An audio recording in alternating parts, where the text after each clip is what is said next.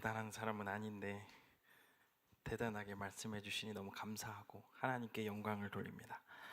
하나님은 오늘도 우리들에게 말씀하십니다. 야고보서 1장 14절부터 18절까지의 말씀입니다. 야고보서 1장 14절부터 18절까지의 말씀, 제가 받들어서 읽겠습니다. 오직 각 사람이 시험을 받는 것은 자기 욕심에 끌려 미혹됨이니 욕심이 잉태한즉 죄를 낳고 죄가 장성한즉 사망을 낳느니라. 내 사랑하는 형제들아, 속지 말라. 온갖 좋은 은사와 온전한 선물이 다 위로부터 빛들의 아버지께로부터 내려오나니 그는 변함도 없으시고 회전하는 그림자도 없으시니라. 그가 그 피조물 중에 우리로 한 천 열매가 되게 하시려고 자기의 뜻을 따라 진리의 말씀으로 우리를 낳으셨느니라. 아멘. 기도하겠습니다. 하나님 아버지, 감사합니다. 말씀 앞에 서서 주의 말씀을 받겠습니다. 우리의 이성과 우리의 알고 있는 것들이 그 말씀을 익히는 것이 아니라 이미 임재해 계신 성령 하나님의 은혜를 통하여 오로지 그 하나님의 은혜를 통하여 말씀을 듣게 싸우니 깨닫게 하여 주시고 알게 하여 주시고 마음을 울려주시고 혼내주시고 위로하여 주셔서 우리 안에 말씀으로 충만한 교제가 있도록 주님께서 함께하여 주옵소서. 주님 앞에 출입하기도 부족한 것이오나 이 강단에서 제가 자신만만한 이유는 하나님 아버지께서 이미 온라인과 또 현장에 온 주의 성도들에게 은혜를 베푸시려고 준비하고 계시오니 주님, 저도 준비되었습니다. 마음껏 사용하여 주옵소서. 감사드립니다. 예수님 이름으로 기도드립니다. 아멘. 제가 캐나다에 있었는데 캐나다에서 목회를 할 때 한 자매가 저에게 왔어요. 그래서 저에게 이야기를 하는 겁니다. 전도사님, 제가 아버지의 구원을 위해서 기도하고 싶습니다. 그렇게 함께 기도해 주세요 라고 이야기를 하는 거예요. 아버지가 꼭 예수를 믿었으면 좋겠다 그러는 거예요. 그래, 기도하자. 진짜 좋은 기도 제목이다. 우리 함께 기도하자. 그래서 그 친구가 가정도 어렵고 소녀 가장처럼 막 그렇게 지내는 친구여서 저도 마음이 너무 많이 갔어요. 그래서 기도를 많이 하고 있는데 어느 날 저희 리더들과 성경 공부하고 이렇게 하고 있는데 한 리더가 전도사님, 우리 교회 안에도 이러한 기도 제목들이 많이 있는 것 같습니다. 우리 함께 이러한 기도 제목을 나눴으면 좋겠어요. 그렇게 저에게 제안을 하는 거예요. 그래서 그래, 좋다. 그러면 우리 함께 예배드리자, 함께 기도하자 이렇게 했어요. 그래서 청년부 예배가 끝나고 광고를 했죠. 광고 시간에 광고를 했어요. 가족 구원이라든지 기도의 제목이 있으면, 특별히 그런 가족 구원에 대해서 기도의 제목이 있으면 예배 끝나고 다 모여라 이렇게 하고 제가 내려왔단 말이죠. 기도회를 하는데 저는 한 몇 명 정도 모여서 기도를 할 줄 알았어요. 그래서 조그만 그 예배실 공간에서 모이려고 그랬는데 한 30명 이 정도의 청년들이 기도하겠다고 모인 거예요. 그래서 거기는 너무 작아서 예배실로 아예 옮겨서 아주 뜨겁게 기도를 했습니다. 너무너무 열심히 기도했어요. 막 소리를 높여서 기도했죠. 사람이 많아져서 그들이 소리가 점점 커짐에 따라서 제 마음속에 고민이 생기기 시작하는 거예요. 옆에서 정말 눈에 넣어도 아프지 않은 나의 청년들이 막 울면서 기도를 하는데 제 마음이 너무 좀 그런 거예요. 왜냐하면 그 기도가 다 끝나고 제가 이제 돌아가면서 자신의 기도의 제목을 얘기하고 뜨겁게 기도한 다음에 내가 마지막에 기도를 하겠다 그랬거든요. 그래서 한 사람씩 오는 거예요. 기도. 이 자매가, 이 청년이 쭉 오는 거예요. 그래서 제가 기도할 때가 되는데 너무너무 눈물이 나는 거예요. 제 마음속에. 이들은 이렇게 절박하게 기도를 하고 있는데 저는 태어나니까 저희 아버님이 목사님이셨어요. 태어나 보니 내 아빠가 장동건이었다 이런 얘기도 있지만 전 태어나 보니 아버님 목사님이셔서 신앙이 그냥 고민 없이, 이런 고민 없이 그냥 그렇게 자랐거든요. 그런데 이 청년들을 보니까 지금 저희 아버님도 지금 보고 계시겠습니다만은 아버님이 목회자인 게 제가 너무너무 미안한 거예요. 왜냐하면 그들과 함께 그 마음을 다해서 기도를 할 수 없다는 생각이 들기 시작하니까 너무너무 우리 아이들한테 너무 미안한 거예요. 내가 그래서 제 기도 시간에 제가 기도를 하는 것이 아니라 우리 아이들을 끌어안고 미안하다, 얘들아 너무너무 미안하다, 그렇게 기도를 했어요. 제가 작년 11월에 우리 김영환 목사님을 통해서 이 설교의 강단, 또 이 설교가 어떤 주제로 가야 되는지를 듣고 이런 비슷한 생각이 들었어요. 사실 그렇게 어려우신 분들도 지금 예배를 드리고 있겠지만 나는 그렇게 중독과 우울 뭐 이런 것에 좀 상관이 없는데 그냥 잘 지내는 것 같은데, 그런 사람들도 계신 것처럼 저도 약간 비슷하거든요. 제가 중독과 우울과 이런 감정에 노출이 그렇게 크게 돼 본 기억이 사실 없어요. 그래서 제가 그들의 마음을 잘 읽어서 이 강단을 충실히 섬길 수 있을까에 대한 고민이 너무 많았고 거기에 대해서 기도를 많이 했어요.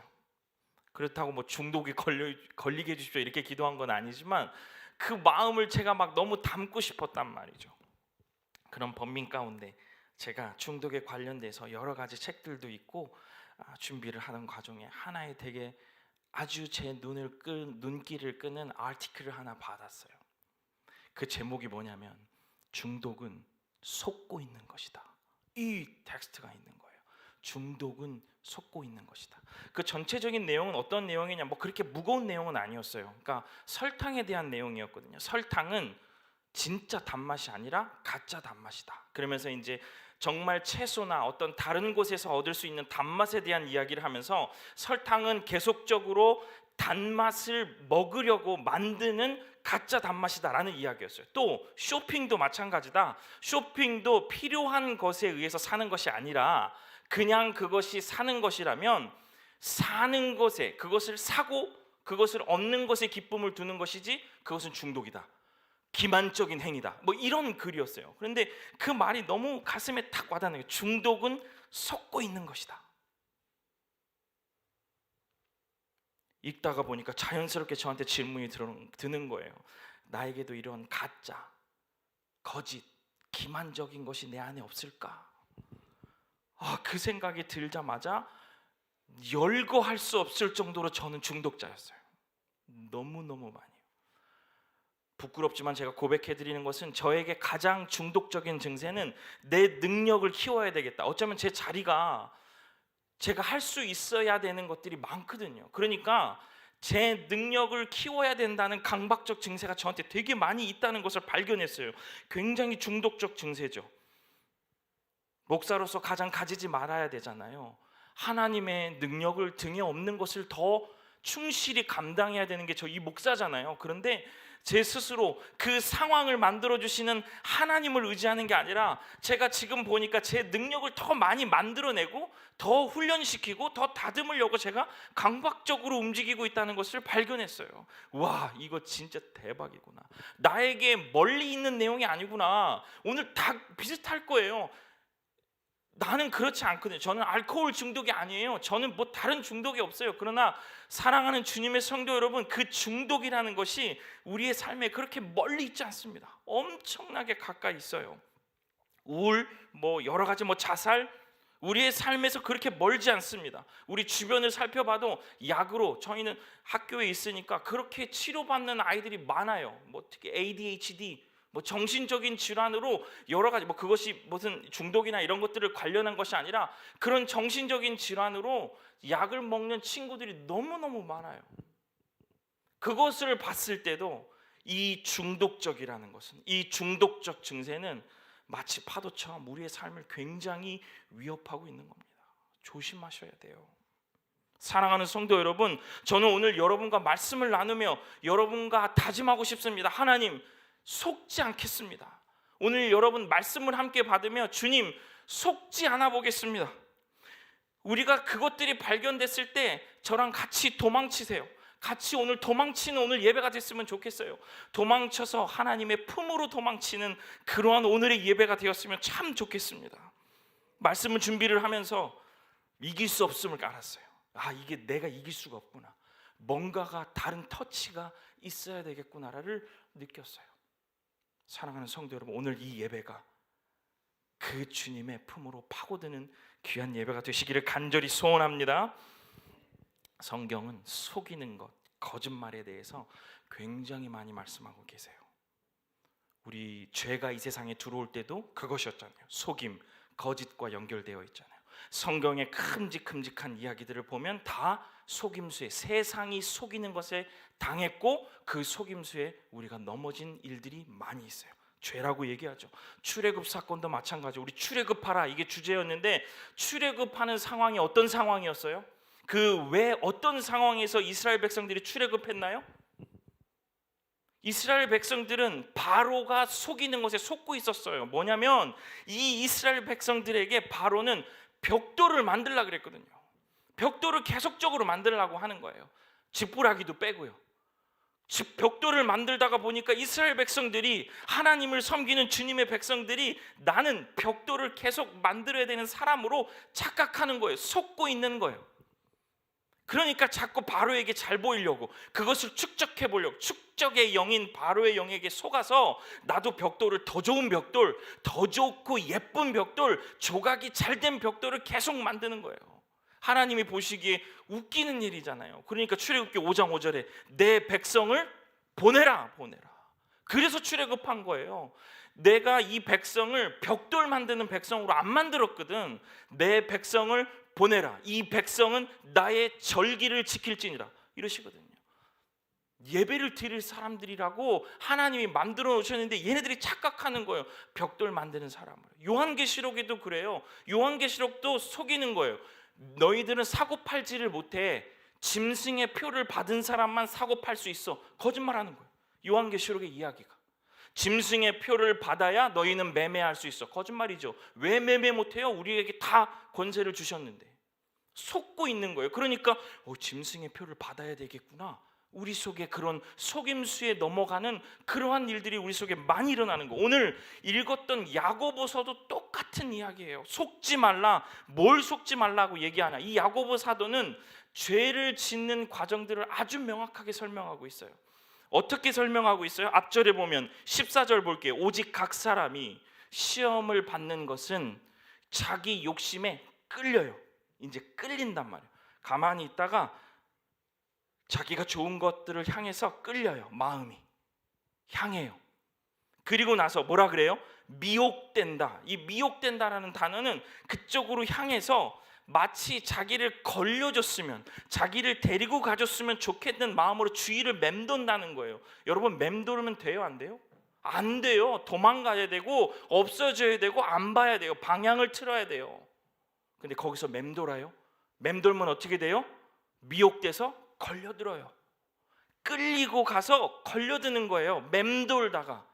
그리고 나서 제가 여러분에게 드리고 싶은 아주 중요한 메시지가 바로 15절에 있어요. 한번 제가 읽어볼게요. 잘 들어보세요. 욕심이 잉태한 즉, 이 잉태라는 말이거든요. 죄를 낳고 죄가 장성한 즉 사망을 낳느니라. 이끌려서 그 주변을 맴돌아요. 마치 걸렸으면 좋겠다는 마음을요. 걸리고 난 후에는 술라보우사 이렇게 써 있는데, 걸려들고 난 후에는 어떻게 하냐면 그것을 끌어안아요. 나의 선택인 것 같은 그것을 이제는 내 것으로 생각하고 그것을 끌어안고 있는 모습이 술라보우사 이렇게 표현되어 있다는 거예요. 잉태하는 거예요. 야고보 사도는 그것을 임산부가 태아를 끌어안고 있는 모습으로 그것들을 표현하고 있는 거예요. 여러분, 다음도 보세요. 여러분, 죄가 몰라요? 사망을 낳아요. 사망하고 낳는다, 이 단어가 두 개가 딱 맞아서 떨어지는 단어예요. 어떻게 사망이 무엇을 낳습니까? 사망이 어떻게 날 수가 있어요? 사용할 수 없는 단어의 조합이잖아요. 마치 죄도 무언가 생명 활동을 하는 것처럼 속인다라는 말이에요. 속인다. 야고보 사도의 아주 의도적인 글쓰기입니다. 왜냐하면 죄의 움직임이 마치 생명을 낳는 과정과 닮아 있음을 우리들에게 보여주면서, 우리가 죄를 짓고 있으면서도, 중독적인 상황이 있으면서도 뭔가 내가 생명을 낳는 것처럼 착각하게 만드는 것이 죄다라고 사도가 말씀해 주는 거예요. 속고 있다는 거예요. 여러분, 속지 마세요. 속지 않는 은혜가 오늘 이 예배 가운데 충만하게 임하기를 간절히 축원합니다. 왜 이런 일이 벌어질까? 왜 속는 일이 벌어질까? 야고보서 1장 17절 오늘 본문이에요. 온갖 좋은 은사와 선물이 다 위로부터 빛들의 아버지께로부터 오나니 내려오나니 이 모든 것이 위에서 오는 것인지를 모르니까 속아요. 아버지께로부터 오는 것이 아니라고 생각이 드니까 다른 것이 준다라고 생각하기 시작하는 거예요. 오늘 성경은 우리들에게 주님을 나의 구주라고 고백하는 모든 성도들에게 선포합니다. 이 모든 좋은 것들은 다른 것이 주는 것이 아니라 위로부터 온다는 거예요. 하나님 아버지가 나에게 주신다는 거예요. 그 은혜를 오늘 충만하게 임으시는 오늘 하루가, 오늘 이 저녁이 되시기를 간절히 소원합니다. 사랑하는 성도 여러분, 이 세상의 모든 것들은 다 위로부터 오는 겁니다. 그 주도권이 누구에게 있냐면 하나님께 있다는 거예요. 그 주도하고 통치하시는 분이, 그 주도권이 하나님께 있다는 거예요. 이것을 잊지 마시기를 간절히 소원합니다. 마치 그렇지 않아 보여요. 환자들에게는 그 주도권이 누구에게 있는 것 같아요? 의사에게 있는 것처럼 착각이 든단 말이에요. 직장인들에게는요, 나에게 월급을 주는 보스가 나의 주인이라고, 그 사람이 나의 생명줄이라고 착각하게 만든다는 거예요. 공부도 미래도 내가 열심히 하면, 제가 하는 것처럼 내가 잘하면 될 것 같지? 아니요. 공부와 미래와 모든 것들은 다 주님이 주도하고 계시는 거예요. 위로와 힘, 술, 담배 이런 것들이 위로가 될 것 같죠? 그러나 정말 진짜 위로와 힘은 아버지 하나님께로부터 오는 거예요. 왜냐하면 우리를 그분이 만드셨거든요. 그분이 만드셨으니 제일 잘 알아요. 그분이 제일 잘하는 거예요.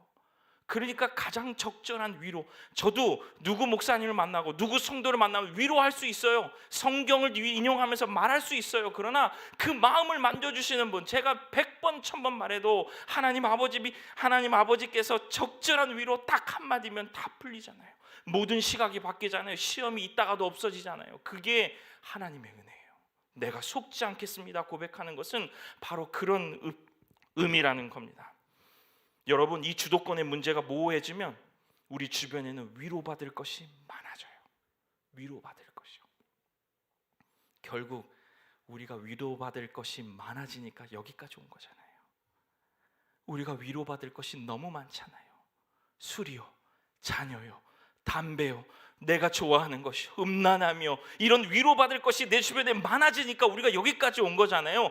내가 그렇게 하지 않더라도 내가 지금 그것을 만들면서 살고 있잖아요. 하나님 외에 내가 위로받을 것을 너무 많이 만들고 있잖아요. 그래서 여기까지 온 거잖아요. 사랑하는 주님의 성도 여러분, 오늘 이 예배 시간에 주님 외에 위로받는 것이 없기를 간절히 축원합니다. 오늘 이 다짐을 하고 돌아가시는 그러한 예배를 드리시는 오늘 하루가 되시기를 간절히 축원합니다. 앞에서도 말씀드렸듯이 저는 태어나 보니 아버님이 목사였어요. 지금은 원로 목사님이 되셨지만 처음에 개척을 하실 때는 모든 것이 다 어려우셨어요. 지금 생각해보면 신앙의 1세 되셨으니까 그 개척이, 그 목회가 하루하루가 전쟁터였을 것 같아요. 지금은 다 이해하고 너무너무 좋아요. 자랑스럽습니다. 저희는 저 아버지와 어머니가 너무 자랑스러워요. 그런데 그때 당시에는 이해가 안 되는 일이 너무너무 많았어요. 첫 번째, 왜 그렇게 신방을 많이 다닐까? 이게 이해가 안 됐어요. 매일 환자 신방, 돌신방, 순서대로 신방, 하루에 3개씩 신방, 충기 대신방. 대신방은 왜 그렇게 많은지 몰라요. 또 무슨 축이 대신방, 왜 그렇게 신방을 많이 다니는지가 이해가 안 됐어요. 제가 이 설교를 하려고 오면서 우리 어머님한테 엄마, 나 학교를 몇 번 오셨지? 우리 어머니 3번 오셨어요. 3번. 초등 졸업, 중등 졸업, 고등 졸업, 대학교 빼고요, 대학원 빼고요. 그만큼 학교에 오시지를 못했어요. 신방 다니시느라. 또 하나는 왜 그렇게 줄기 살기로 기도를 많이 하지? 이게 이해가 안 됐어요. 왜 저렇게 기도를 많이 할까? 또 하나는 왜 저렇게 강단을 섬기는 일에 전력을 다할까? 쉬엄쉬엄 해도 되는데 그런 생각을 많이 했어요. 이해가 사실 안 됐어요. 그 두 분들은 9시 신데렐라였어요. 9시 신데렐라. 뭔지 아세요? 9시가 되면 그분들은 저와 누나를 남겨두고 교회로 가셨어요. 아버지는 당회실로, 어머니는 여기도 3열이네요. 이 가운데열 세 번째 의자, 거기에서 몸을 눕히셨어요. 아버님은 당회실로 설교 준비하시다가 당회실에서 주무시고, 어머니는 그 세 번째 의자에서 44년간을 남편의 목회를 위하여, 성도들을 위해서, 자녀들을 위해서 44년간을 그 차가운 의자에서 저희 어머니는 주무셨어요. 언젠간 거실에서 누워 계신 모습이 그 좁은 의자에서 44년을 주무셨으니까 은퇴하시고도 그 차렷 자세 있잖아요. 이렇게 그렇게 주무시는 것을 보고 제가 한참을 울었어요. 그 넓은 거실에서 그렇게 잘 수밖에 없는 그 44년간의 고됨이 저에게 다가와서 너무너무 많이 울었어요. 저희 아버지는 토요일 날 잘 드시질 않아요. 지금 목사님도 아까 잠깐 그런 코멘트 하셨는데 드시지 않아요. 왜냐하면 내가 토요일 날 뭘 잘못 먹어서 주일 날 그 상단을 섬기는데 어려움이 있을까 봐 안 드셔요. 잘 안 드세요. 저는 우리 아버지 어머니가 짜장면과 햄버거를 못 드시는 사람인 줄 알았어요.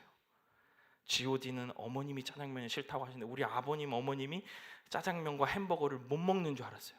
근데 은퇴하고 나니까 너무너무 잘 드세요. 우리 손자 손녀들이랑 같이 있는데 같이 드세요. 하나씩, 반도 아니야. 손자 걸 먹어서 하나를 또 뺏어 먹기도 해. 이제 아들이 그 정도는 섬길 수 있을 때가 됐어요. 잘 나가요. 그러니까 많이 사드려요. 드시고 싶은 대로요. 목회하는 동안 그거 한 번 못 드셨거든요. 그거 한 번 편히 못 드셨거든요. 제가 마음껏 사드려요. 이대에서 목사는, 제 때에서 목사가 그쳤으면 좋겠어요. 사실 저는 그래요. 목사가 싫어요. 근데 제가 딸, 아들 3명이 있는데 엊그저께 저희 와이프가 저녁에 심각하게 저한테 물었어요. 여보, 2번이 저희는 2번이라고 불러요. 1번, 2번, 3번 이렇게 불러요. 하나님이 순서대로 잘 주셨으니까 오빠라고 불러요. 오빠, 2번이 괜찮을까? 왜? 오늘 학교에 가서 친구를 앞에 두고 너 예수 믿어? 천국과 지옥뿐이야. 이렇게 얘기했다는 거예요. 하나님이 얘를 목사로 데려가실 것 같아서 다시 한번 기도를 해봐야 될 것 같아요. 안 된다고. 저는 끝났으면 좋겠어요. 이렇게 어려우니까요. 주일 아침에는 서로 말을 안 걸었어요. 매일 주일 아침이 살얼음판처럼 말씀을 전하는 것이 방해가 될까 봐 그들에게 맡겨진 양들에 대한 배려가 우리 가족 모두를 전전긍긍하게 했죠. 한 번은 이런 일도 있었어요. 교인들 전체가 기도원으로 올라가는 주간이었어요. 어머니도 우리 교역자들도 다 기도원에 올라갔죠. 근데 아버님은 새벽 예배 강단을 지키셨어요. 왜 그렇게 하시는지 저는 이해가 안 됐어요. 그날따라 저도 늦잠을 잤어요. 5분 정도 늦었어요. 불이 나게 가가지고 교회 문을 딱 열었는데 아버님이 여기 딱 혼자 서셔서 아무도 없는데 찬양과 말씀을 혼자 전하고 계시는 거예요. 마치 교인들이 있는 것처럼요.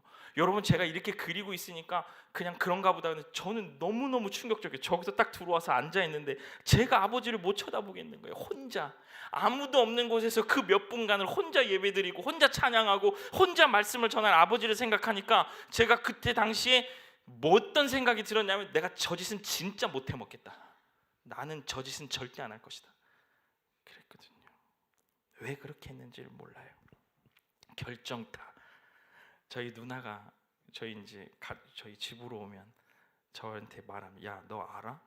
아빠 엄마가 옛날에 기도원 올라갈 때 왜 그렇게 그때는 기도원을 많이 올라가죠? 삼각산 아시죠?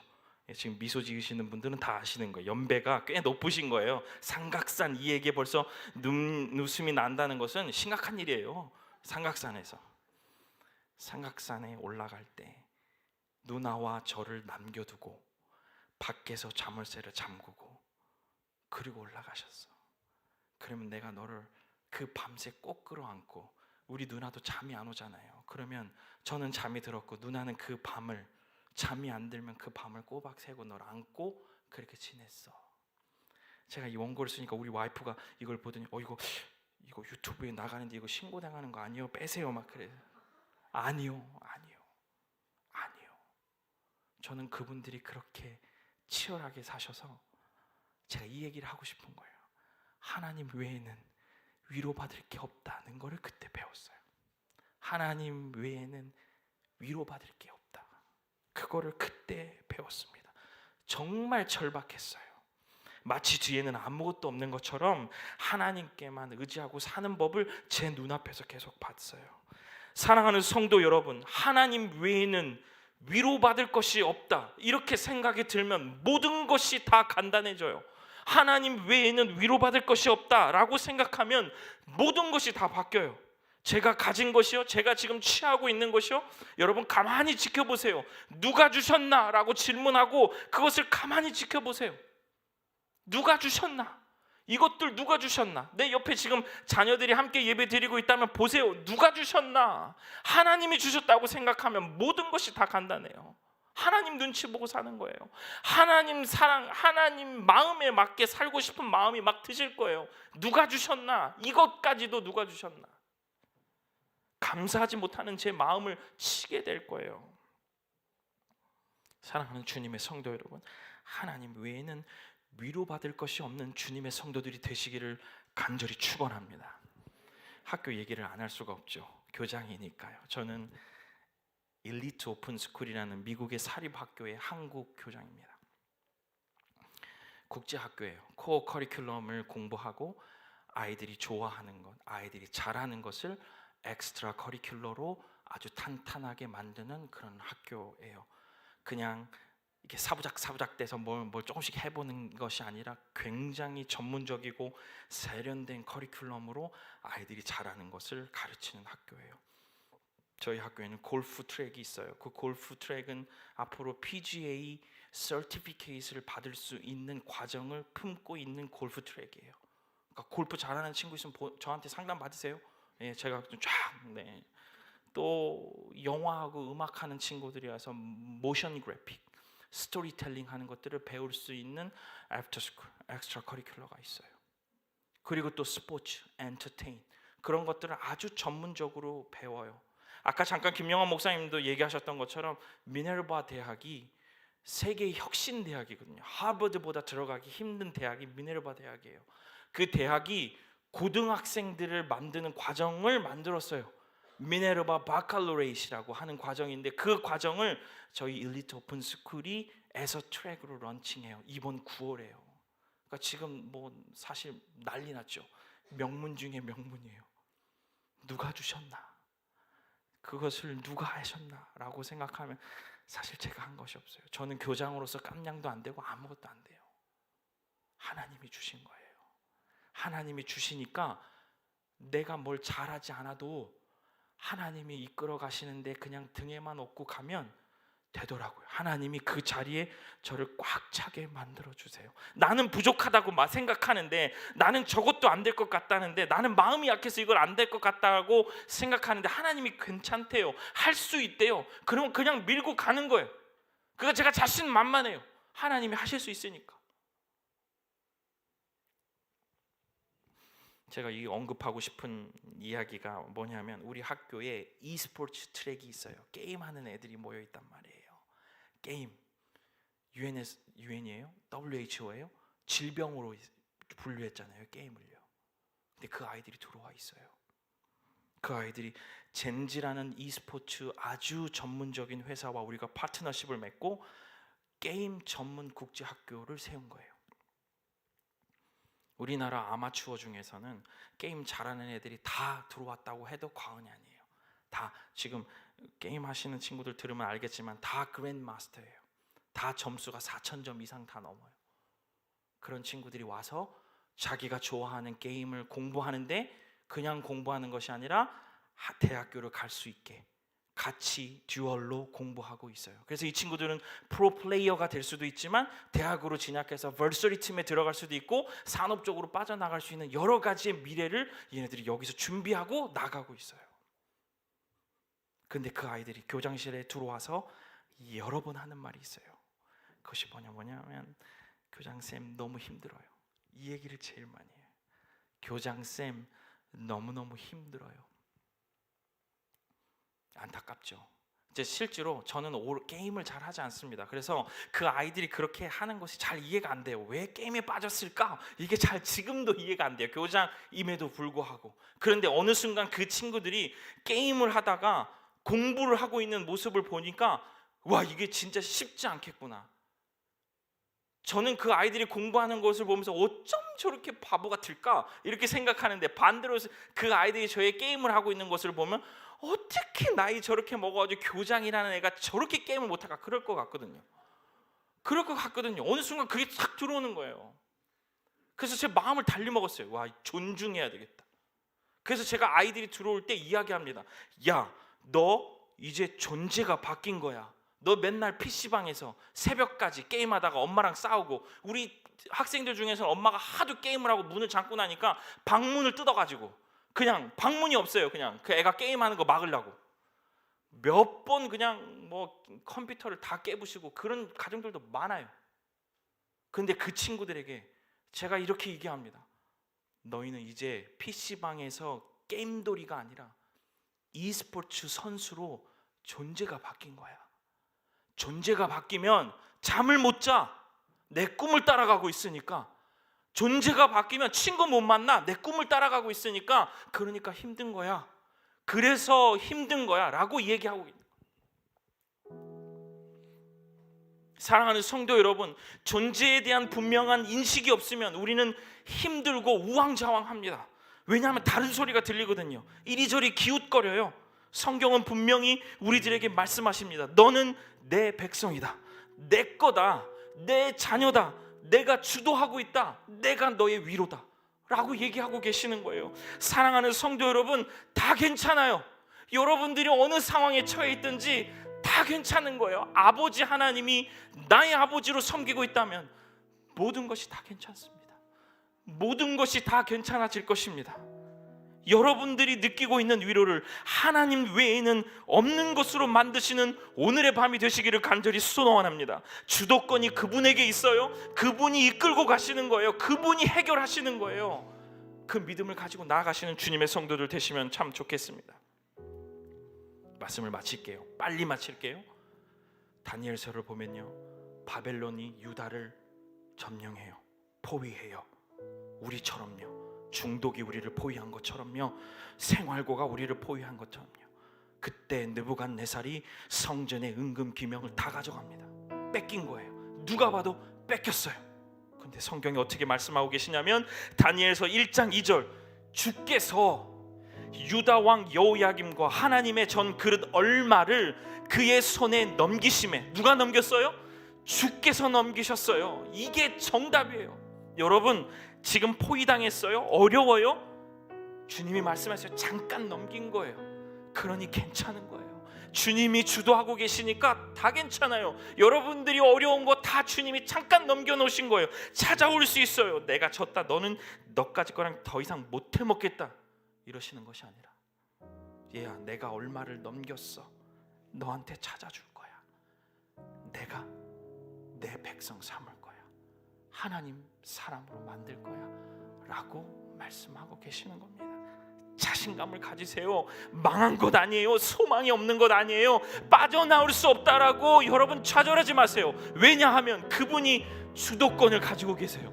그분이 이끌고 가시는 거예요. 그러니 해결이 그분에게 있어요. 도망치세요. 그분에게로. 그분의 품으로 파고드세요. 밀어내셔도 파고드세요. 파고드세요. 그분이 밀어내셔도 그분 한 분이 위로라고 생각하고 파고드세요. 그러면 그분이 여러분의 위로가 되어주실 줄로 믿습니다. 요한계시록 18장 4절 읽고 기도하겠습니다. 또 내가 들으니 하늘로부터 다른 음성이 나서 이르되, 내 백성아, 거기서 나와 그의 죄에 참여하지 말고 그가 받을 재앙들을 받지 말라. 내 백성아, 거기서 나와 그의 죄에 참여하지 말고 그가 받을 재앙들을 받지 말라. 사랑하는 성도 여러분, 기도하고 싶습니다. 하나님 아버지, 하나님 외에는 위로받을 것이 없도록 주님 인도하여 주옵소서.